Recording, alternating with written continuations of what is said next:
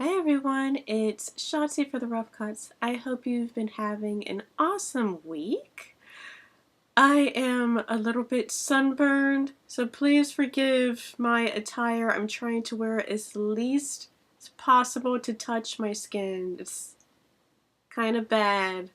I'm not used to a burn, but I spent a lot of time outdoors over the weekend.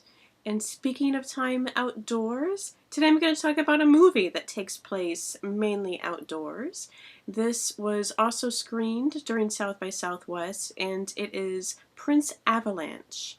This is actually based off of a Swedish film, and David Gordon Green wrote the adaptation for the American version, and he also directed this. Some of you know his work from his direction in Pineapple Express. So it has comedy, but it's really more of a dramatic narrative, and it's starring Paul Rudd and Emile Hirsch. The story takes place in 1988 in Central Texas after fires really just ravaged the land. Very similar to what happened here a couple of years ago, and this was actually filmed just after that time period during the fires in Bastrop, I think about 2 years ago.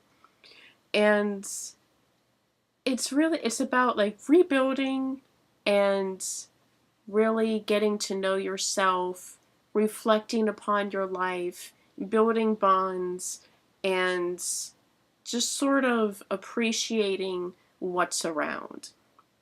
Now, the characters played by Paul Rudd and Emile Hirsch, they are helping to sort of get the area back to where it needs to be after it was ravaged by forest fires. And so a lot of their time is spent just like pounding posts into the ground for mile markers, also painting the lines on the highway. Sounds really boring, but it isn't that bad. The pacing is a little bit off in some of the story, but it's carried really well. And some call it a bromance flick. Yes and no. Paul Rudd's character is dating the older sister of Emile Hirsch's character.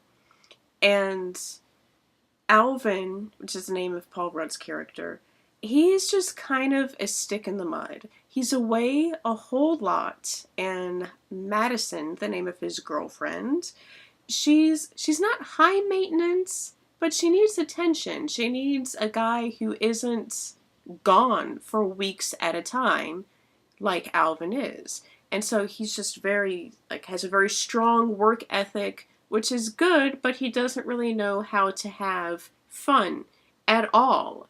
And on the very opposite end of that spectrum, you have Emile Hirsch's character, which is just kind of like a screw up. I mean, all he does, he thinks about the coming weekend, he's lazy, he slacks off, and he's really a moron, but kind of likable in a douchebaggy sort of way. How some of them have a little bit of charm. You don't really know what that charm is, but it's there.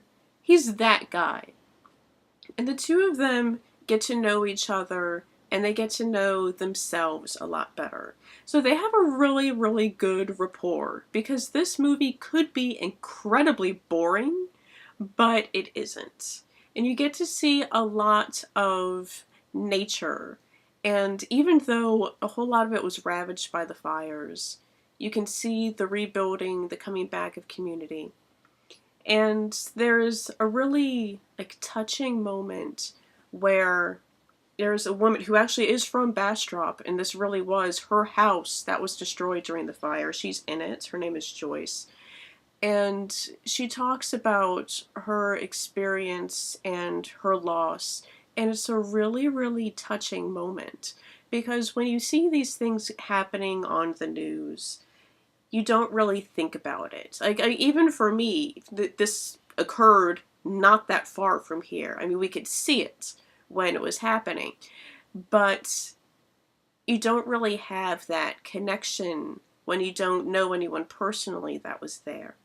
And so it really humanizes that whole aspect and her loss. So it's a really, really touching moment. And she recurs throughout the film, although her interaction with an old man in this, played by Lance DeGault, the late Lance DeGault, he passed away in September.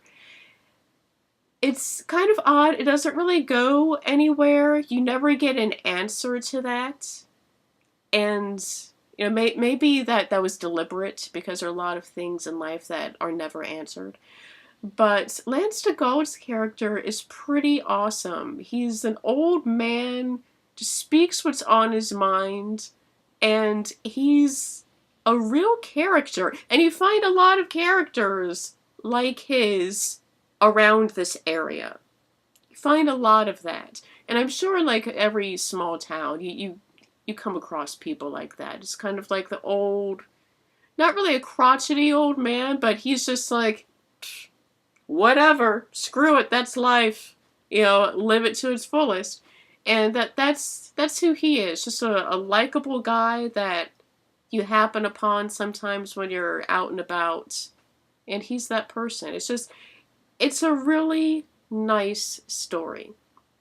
And interactions with people, interactions with your significant others, and just the ups and downs of life, and bonding with people that you wouldn't normally bond with, and how you should really take time and appreciate that.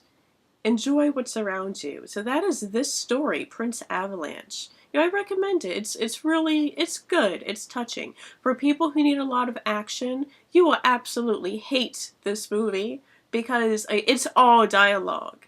It's dialogue and scenery. I mean, there's some semi-fast-paced comedy, and there's running involved, but that's it. That's about as action-y as it gets. Otherwise, strictly narrative. So keep that in mind when going into this if you see it, and I recommend that you do see it. It's a great story. Prince Avalanche. I will see you all next time. Till then, I hope you have a great week.